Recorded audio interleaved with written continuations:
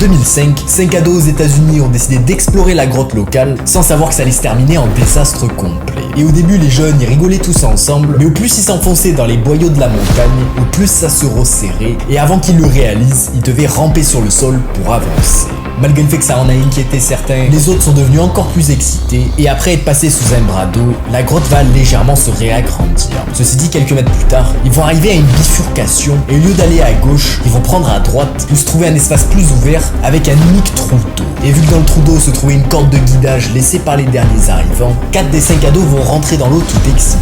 Il s'avère qu'il y avait à peu près 5 mètres d'eau à traverser avant d'arriver à la surface, ce qui est très simple pour les ados. Mais ce qu'ils n'avaient pas réalisé, c'est qu'en haut, c'était pas de l'air, mais une poche de gaz toxique. 45 minutes plus tard, voyant que personne ne lui avait donné de nouvelles, celui qui était resté dehors va appeler les secours, qui une fois arrivés ont rapidement injecté de l'air pour en donner aux ados. Ils vont ensuite pomper l'eau de la grotte, et c'est là qu'un cadavre va faire surface, puis un deuxième, et ensuite deux de plus. Il s'avère que quand la première personne a perdu la vie, son cadavre bloquait le chemin de sortie, forçant les 3 autres à rester coincés dans ce qui allait être leur dernier moment sur Terre.